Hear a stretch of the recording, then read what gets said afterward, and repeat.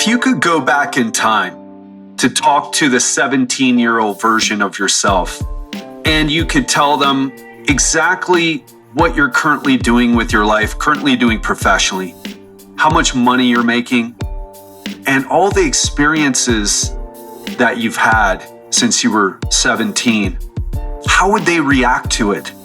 You know what they would say? In most of our cases, they'd say, wow, you made it. I can't believe that is your life. That is my life in the future.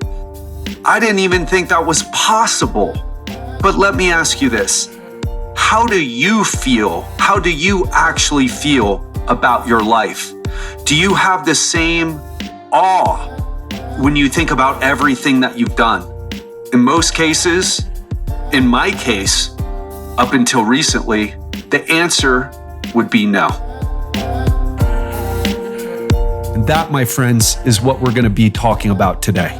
And if you're new to the podcast and wondering what you've gotten yourself into, I'm health expert Ted Ryce. You're listening to the Legendary Life Podcast. We talk about how to prevent disease. We break down science-based information on how to prevent disease, lose fat, and how to live a legendary life. But on Real Talk Fridays, on Today, in other words, we go deep behind the tactics. We talk about the real stuff going on, what really this whole health thing is all about.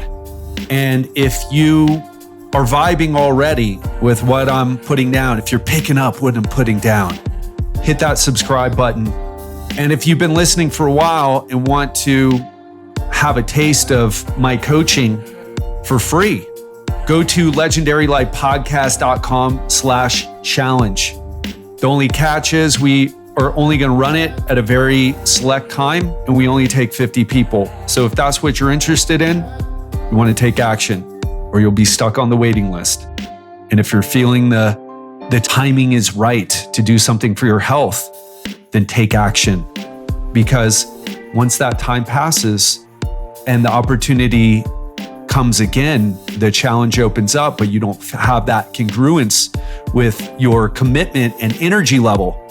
You're going to be like, oh gosh, I wish I would have done it when he talked about it and my motivation was high. So if you're interested in that, take action. legendarylifepodcast.com/challenge.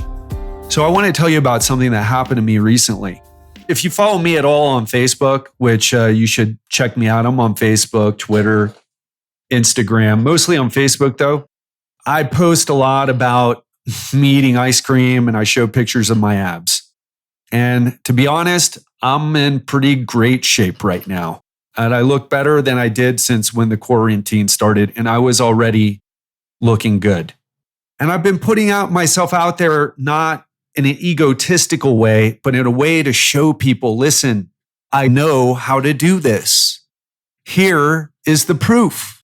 And I also share client testimonials as well to show people, look, this is possible. So many people don't believe it's possible.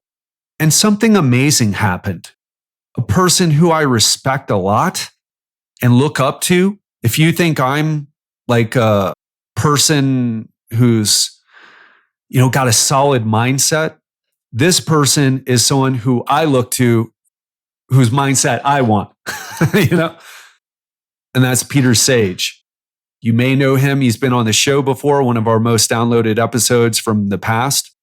You may know him from London Real or maybe somewhere else. And he asked me, hey, Ted, how did you get in such great shape? Could you help me out with a plan? And I hopped on a call with him. I said, Peter, I'll be straight with you, man. It's not like I can just tell you what to do. I need to teach you what to do. There's no way I can have one conversation with you and you're going to walk away and go implement it. I know you. And let me tell you, Peter's on the next level about nutrition and exercise. He's a former bodybuilder. He's run marathons. He's done things I'll never do, quite frankly. My joints wouldn't be able to handle it. But he hasn't figured out how to transform his body. And I was like, Peter, I can teach you how to do this. It's not a problem. In fact, you're already most of the way there. It would be an honor to help you with this. And in exchange, Peter offered to put me in his entrepreneur group, Elite Mentorship Forum. And I said, okay, let's do it. It's people pay $7,000 to do his course, and I'm getting it for less than what. It's a great exchange in value. I don't charge $7,000 for coaching, in case you were wondering. So I'm like, sounds like a good deal. But I was wondering, I was like, am I really gonna vibe with his information? I love Peter. I love his information, but I've never worked with him before. And so I got into the course. I started doing it. And I'll tell you, I was at a point where I'm feeling like, I've been at such a high level of productivity. I've been crushing it, right? Business wise, doing things I've never done before, stretching myself in ways I've never stretched myself before. But I've also started hitting that point where I'm like, I feel like I'm running too much on, I'm using too much energy to make this happen. I can't sustain this. And I'm starting to feel a little burnt out. And so but I was like, you know what? I'm going to give it a try. And he's like, listen, you've got to do this if you commit to it. I said, I'm going to commit to doing it. And I started watching and I was immediately blown away. And I want to share with you some of the things that I've learned. And one big shift is this. We all have bank accounts, financial bank accounts, but a couple of other bank accounts that you may not realize that you have is you have a health bank account. You also have an emotional bank account. And what I want to tell you is so many people chase money. So many people chase weight loss or health, but since their emotional bank account is low, they never, ever achieve it.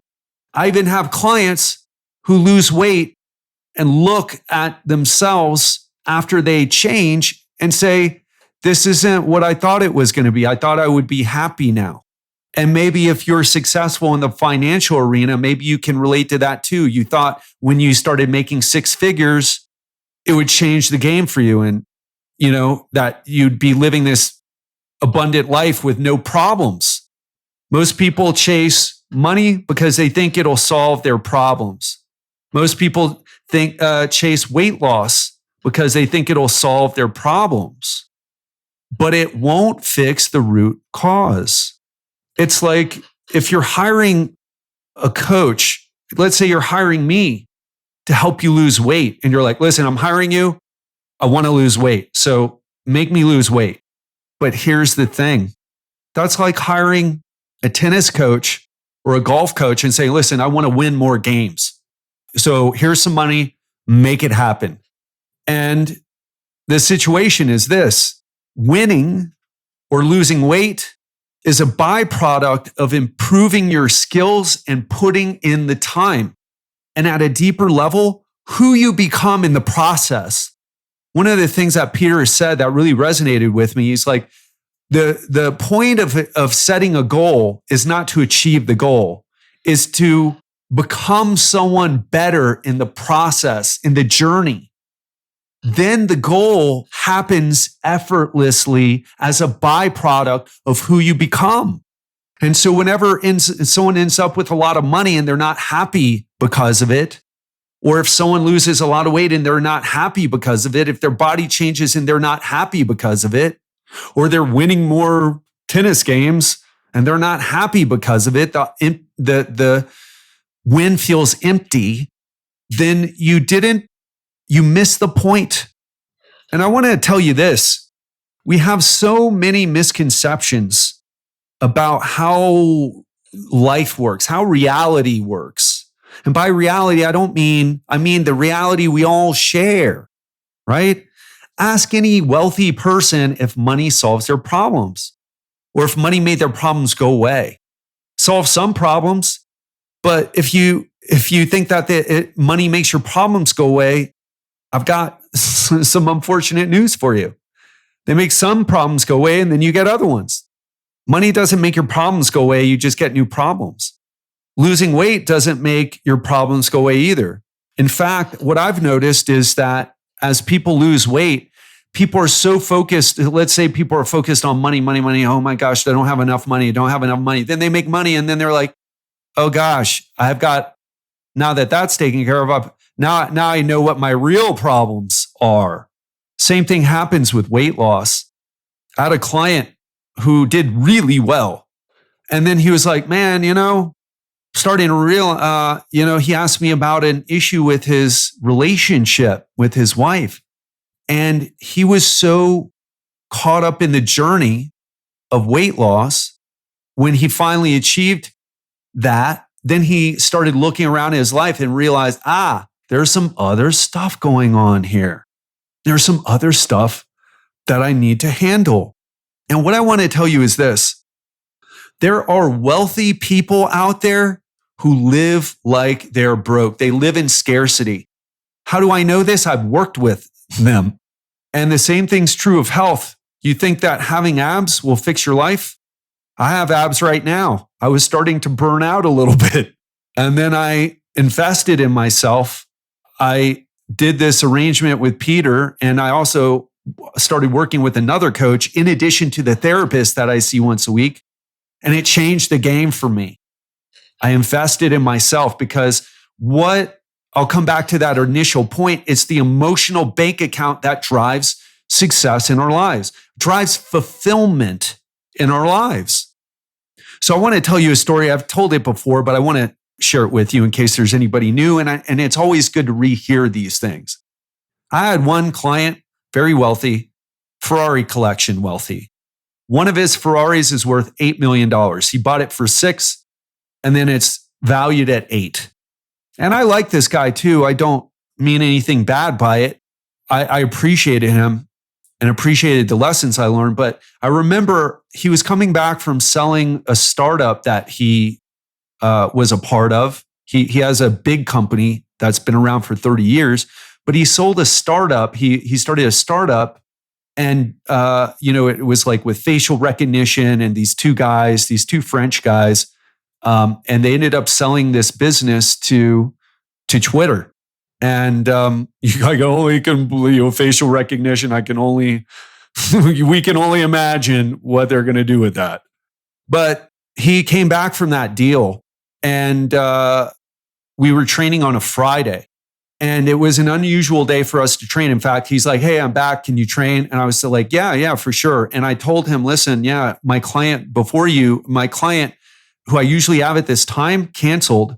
So I'm getting paid for the hour. If you want to train, I'm here. Cause I like to, at that time, that was my not super smooth way of letting my personal training client know that, hey, if you cancel on me, I charge you. Right.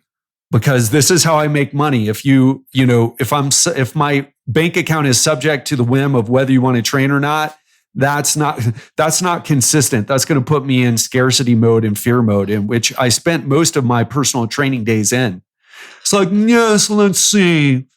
Do I want to train today, or should I pop a bottle of Opus One on the beachfront multi-million-dollar, patio of my house, multi-million-dollar mansion, and, slurp oysters on the half shell and eat foie gras, right? That was a rough thing to deal with. Now, he showed up, but he was like, oh, you're already getting paid for this? Well, why don't you give me a deal? Why don't you take $20 off? And for me at that time, $20 it's not that it was a lot of money, but it's like money that I was counting on. And I'm showing up and doing 100%. Why should I do that? As he just got done making millions of dollars. And so what I'm trying to tell you here is this. He felt he was in such a scarcity mode, in such like ego driven mode, that he was putting our relationship second. And I had been training him for years at this point. He was putting our relationship second to getting a $20 break when he's got literally millions of dollars worth of cars in the garage, and then another garage somewhere else with a bunch of other cars, and his house is worth 12 million and it's on the water and all these other things. And he wants a break for $20. That is a big deal for me. That is when your bank account, your emotional bank account is low, even if there's millions in your financial bank account. Do you see that? And just in case, just to finish the story there, I told him no. I was like, yeah, Paul, yeah, that makes a lot of sense, but no. And he was like, yeah, but no, he's tried to argue with me about it. I said, yeah, Paul, no, I totally hear where you're coming from, but no. He asked like 3 times. Man, he was at that moment.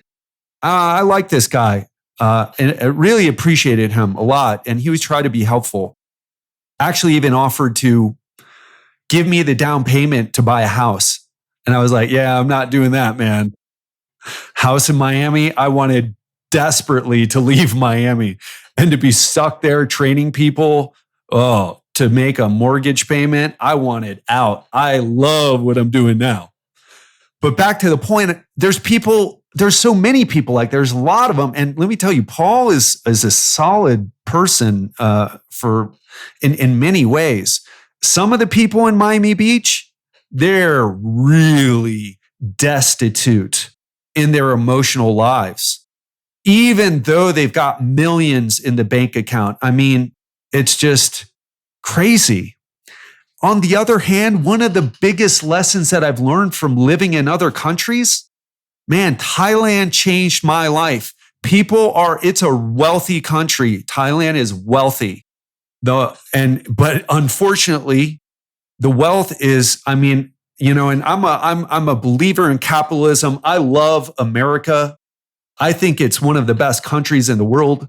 But so just keep that in mind. This and we talk about inequality in America. Listen, whoa, you want to talk about some real inequality? Thailand. There are billionaires there, and then there's people who live on $10 US a day. $10 US a day. And that's not living large because of the exchange rate, right? They're living in poverty, but they have rich lives.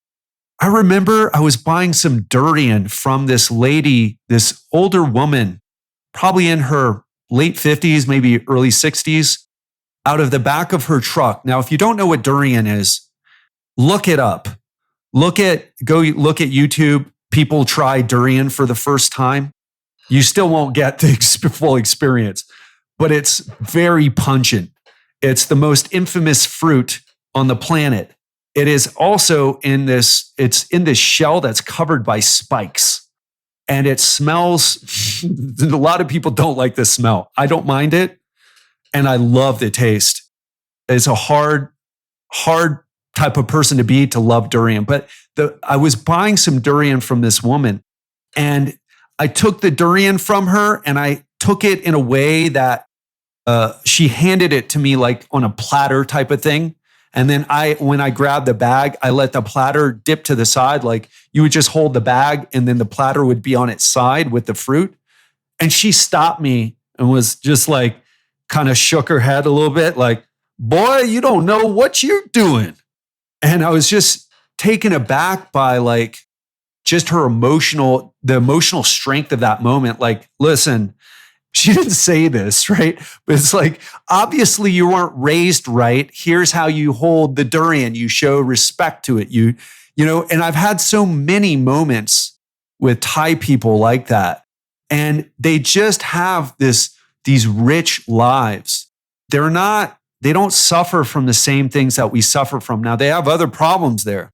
And so what I'm getting at here, if you're not figuring it out yet, is wealth is not how much money you have in your bank account.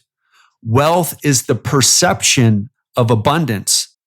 Looking great isn't how lean you are, at least not entirely. It's your perception of who you are and how you look. And poverty is nothing more than the perception of scarcity. So people can look in the mirror and see abs and they still don't think they're lean enough. They can look in the mirror, women look in the mirror and don't think they're skinny enough. Guys look in the mirror and they're, I'm using some extreme examples now, but guys can look in the mirror and they've got these big muscles. Some of these people with steroids, use steroids. They're huge and they don't think they're big enough. What I'm trying to tell you here is the perception is key. And what I also want to say is the way you perceive yourself, the way you perceive your circumstances, that's a vibe that you're giving off all the time. It's a vibe that you're giving off all the time. Think about this. You may not know much about tuning forks. Like, whoa, that's random. But tuning forks resonate with certain frequencies. For example, if you had a bunch of tuning forks, they're all tuned to different frequencies, different musical notes, if you will. If you had one and tapped it and so it resonated, it would start making a tuning fork that it was near also resonate. And where I'm going with that, although maybe I'm explaining that in a bit of a clumsy way, is that science has shown that we catch emotions from each other. In other words, we influence how each other feel. In fact, let me ask you, why do you keep coming back to this show? Is it really because I share the science-based information that blah, blah, blah prevents disease, blah, blah, blah, right? Now, I'm sure that's part of it because you want the stuff that I teach you to work. But what if I had a real nasty attitude and was sharing the same information? What if I came and I was like, hey guys, so sad today. Gosh, life isn't going my way. I even though I'm really, in shape right now, I'm just not happy with myself. Even though I've got money in the bank account, more than I ever have, I'm just still not happy with it. And just life really isn't going my way. By the way, carbs don't make you fat. It's total calories. So the point I'm getting at is it's not just information, it's how I make you feel. This episode is sponsored by Organifi. Do you want to know a secret that all my coaching clients follow? It's really simple, but powerful. Add vegetables into each meal. But let's be honest, most of us, including myself, don't eat the recommended servings of vegetables and fruits each day. So for those of us who are on the go or have trouble eating healthy, having a greens powder makes it easy to get your greens in every single day, no matter how busy you are. And that's why I use and recommend Organifi Green Juice, a superfood powder that you just add water to so that you can get your greens in even when you're on the go. The best thing about Organifi Green Juice is that it actually tastes great. But don't believe me, try it for yourself. And use the code TED20, that's capital TED, the number 20, at www.organifi.com. That's Organifi.com to receive 20% off your first order. But hurry, this is a limited time discount for Legendary Life listeners. Now, back to the episode. But guess what? How you make people feel a certain way too.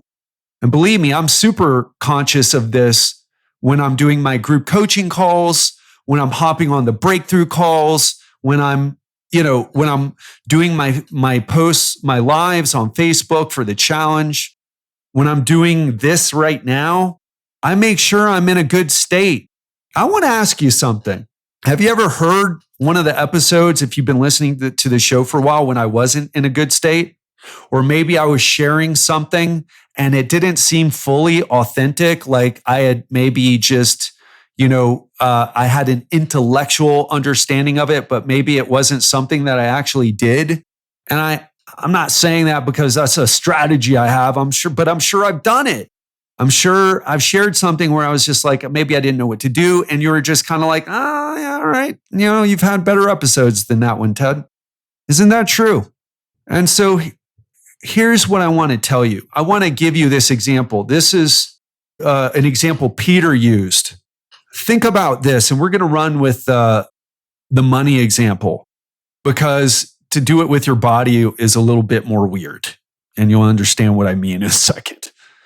So let's say this. What if I wrote you a $10 million check and it was cashed and put into escrow but it wouldn't be deposited into your bank account for 6 months. So do you follow me? I wrote you a check for 10 million bucks. I thought you were an amazing person. The cash came out of my bank account, was put into a separate bank account, but wasn't in your bank account, but for 6 months. But you knew for sure that it was going to be there in 6 months. The money was already in escrow. There was no way to block it. There was no way for me to go back. You know for sure in that 6 months, you've got 10 million in your bank account. How would that make you feel? And don't just think about it intellectually. Close your eyes if you can. If you're running, don't close your eyes. If you're driving, if you're back driving already, don't close your eyes. But really go there and feel it. Feel it. What would it feel like to have 10 million bucks? I don't know about you, but I'd be like, whoa, that's amazing. All the other problems that I had with money, like paying my rent, or I want to go on this, I want to hire this person for 10K or go to this event. There's an event called Baby Bathwater that I want to go to. That's $10,000 to go to be around all these entrepreneurs. I can't do that yet. I'm not there yet.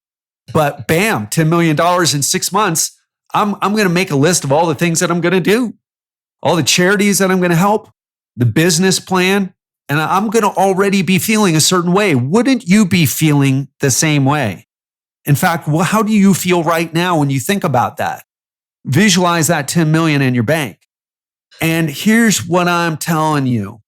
What changed? If that were true, this thought experiment were true, you started to feel different, and you would feel different, but the money wouldn't actually be in your bank account. But you would be giving off a different vibe. And you know what would start to happen? Opportunities would want to come your way. Banks would be like, hey, do you want to borrow some money? Do you want a credit? Do you want to do this? Because banks love to give you an umbrella when it's sunny out, and then take the umbrella away when it's raining, right? But it would be sunny for you, and you would walk around like that, and opportunities would come your way, and you would show up without any scarcity or fear or anything, because if an opportunity doesn't go your way, you'd like, well, yeah, that's okay. I got 10 million in the bank. I mean, if a $100,000 deal doesn't work out, or 50 or 20,000 or whatever it is, a couple $100,000, if it doesn't work out, 10 million in the bank. I'd like it to work out, but I'm not too attached to it. And again, go back to the fact that the money wouldn't even be there for 6 months. It was your perception that was different.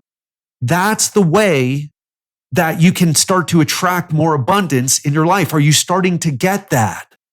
Because the truth about, and this is something I learned from Peter, he helped me understand this, wealthy people are wealthy first, then the money shows up in their bank account. Do you understand that? What do I mean by that? What does that mean? It means that they already gave off a certain vibe. They started thinking a certain way. And then as a result of the thoughts they were thinking, the actions they took, the money showed up. They didn't win the lottery. They didn't get an inheritance. Do you understand? It took me a while to understand that. So how do we accelerate this? Well, I'll tell you, a big lesson for me is who you're spending time with, your peer group. One thing that I consistently hear from my clients is that people look to them for answers, and they don't have someone they can go to. They don't have a peer group of people that hold them to higher standard, not to make more money or to drive a nicer car or big, not a competitive way, but to support you, to be the cheerleader for your efforts, to be the midwife for whatever you're trying to give birth to. Sorry. Because what ends up happening to us is that we achieve things and they feel empty, and then we want more. And so then we're stuck on the hedonic hamster wheel because we're operating at this frequency of scarcity. We don't experience gratitude. Going back to that 17-year-old version of yourself who would be like, I think about that when I heard that in Peter's talk, I started crying because it was true. It's like my 17-year-old, I don't know about your 17-year-old version, but this is my 17-year-old version. My mother had died in a car accident when I was 14. I was struggling in high school. I was put, when I was 14, in a group in school called severely emotionally disturbed. Because when I got arrested when I was 14 for marijuana and I was skipping school all the time, there was just no other way I was going to finish school. They had to put me in this special class. So there was severely emotionally disturbed for the messed up kids like me. And then there was learning disabled kids for the kids with learning disabilities. And those were like the two big groups, at least in my school. I was in the group with emotional problems. And I had no future. Getting good grades to get into college, I got C's and D's and an F here and there in high school. I think it wasn't all C's and D's, but that's where I was. And to think now, if I could go back, like, hey man, I know you were stoned every day, you skipped school, you were angry, your parents, your dad and your stepmother were alcoholics and didn't treat you like you deserved to be seen and heard. You didn't feel worthy because they didn't give you attention. Your biological mother was physically and emotionally abusive because she struggled with her mental illness. But man, you know what happens? By the time you're 22, you're going to be a personal trainer in Miami Beach and you're going to be working with millionaires. You're going to meet Robert Downey Jr. You're going to take a Patron shot with Russell Simmons. You're going to have dinner with Gary Busey. You're going to meet Richard Branson after training his wife for a while. You're going to help Ricky Martin get in shape for one of his tours. You're going to get invited to so many VIP rooms and, popping champagne and drinking it with the sliced strawberries that you're going to get sick of going. You're going to get invited to so many yacht parties that you're going to turn them down. You're going to get invited to all these mansion parties that are catered by a private chef because you're sick of those too. And then by the time that you're 41, you're going to leave all that behind and you're going to travel the world and you're going to go to Bali and you're going to live there. You're going to live in Thailand. You're going to go to Cambodia and you're going to see people who suffered way worse than you and everyone else that you know. And you're going to see how they're some of the most sweet people that you will ever meet in all your travels. You're going to meditate with monks in the mountains of Thailand. You're going to get your scuba diving certification in the islands of Phuket in the south of Thailand. You're going to go to Vietnam, a place that you learned about through war movies growing up. And you're going to go there and you're going to be impressed with the capitalist inclinations of a communist country. Man, they're capitalists there on the street. And you're going to eat amazing pizza. You're going to eat bún chả Hanoi, and you're going to have all these incredible experiences. And my 17-year-old self, my 19-year-old self, after my brother was kidnapped and murdered, man, that guy would need to hear that. But here I am at 41. 43 rather. And it's taken me a long time to really feel the gratitude, but I feel it now. Does that make sense? And what I want to tell you is this.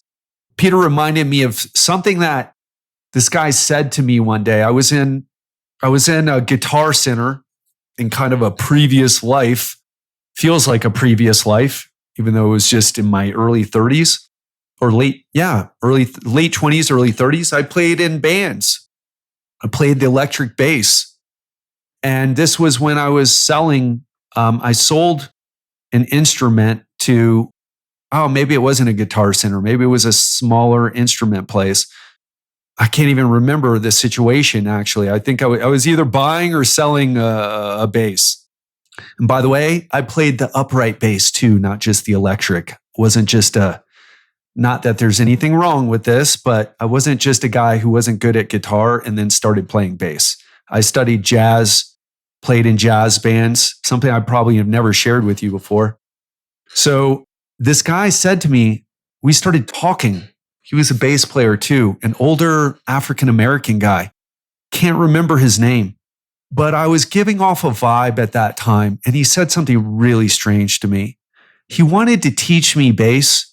And he looked at me and he said, you have something going on with you, son. You don't believe in yourself. You don't know how much of a miracle you are. He said, you have a 1 in 400 trillion chance of being born. And yet here you are. You already won. You have a gold medal. You've won. You're here. Out of all the sperm and eggs. Kind of weird talking about it like that, but it's true. That's where we all come from. You are the sperm and the egg that got together and made it. You are the one. And that had always stuck with me. It always stuck with me.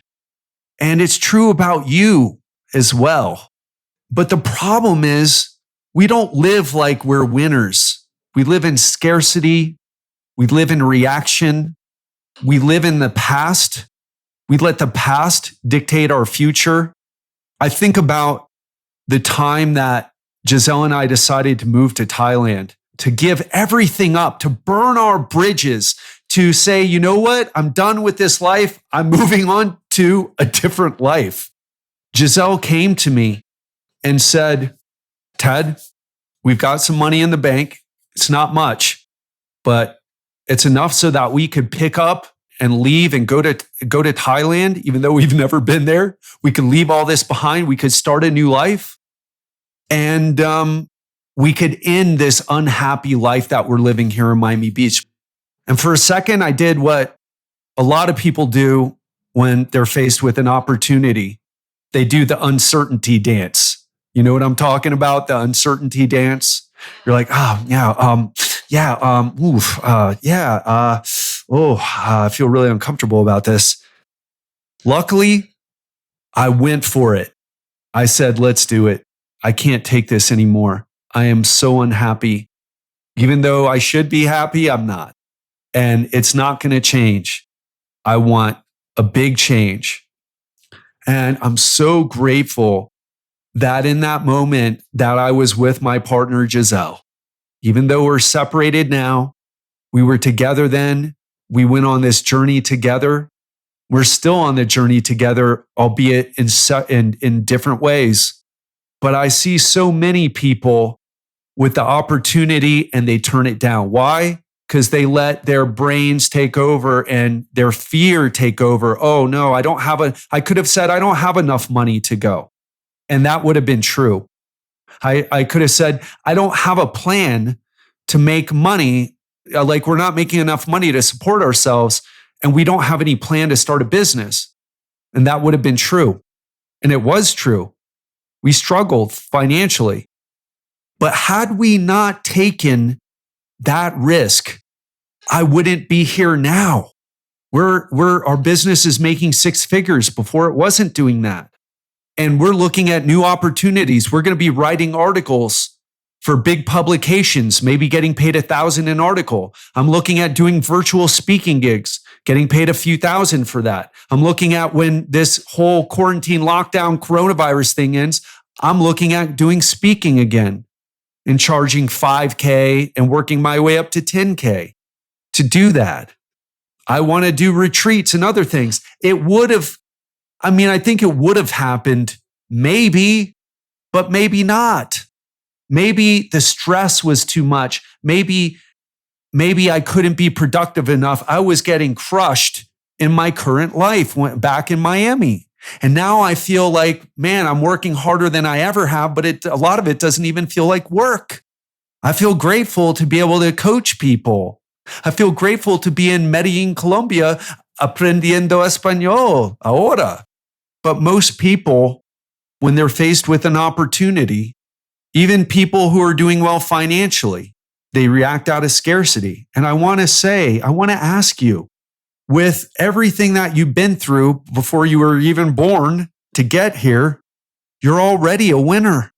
Do you want to live a life where you don't see what you're truly capable of? We live in such scarcity. Even those of us who have a lot to not, that we shouldn't feel scarce. And what do? We go up to bat and we worry about like, will I be able to take, we act like we're going to take all our money with us when we go. The Egyptians tried that. They tried getting buried with their stuff. You know what we did? We dug it up. This is what Peter says. He's like, the Egyptians tried it. They buried their stuff with them, and then we dug it up later and stole it. You don't get to take the money with you. All you have are the experiences that you're going to go through and the legacy that you're going to leave behind. What legacy are you leaving right now? What life are you living right now? And if you're ready to take that plunge, if you're ready to jump out of the plane with the parachute, if you're ready to move to Thailand and start an online business, if you're ready to take the plunge and you want me to be your guide and you want to use physical health as a way, I will not let you down. I will help you change your life. If you want to set up a call with me because you've heard this too many times and not taken action, go to legendarylifeprogram.com/apply and sign up for a call. And let's do this. That's all I've got for you today. Have an amazing weekend. Love you and talk to you soon.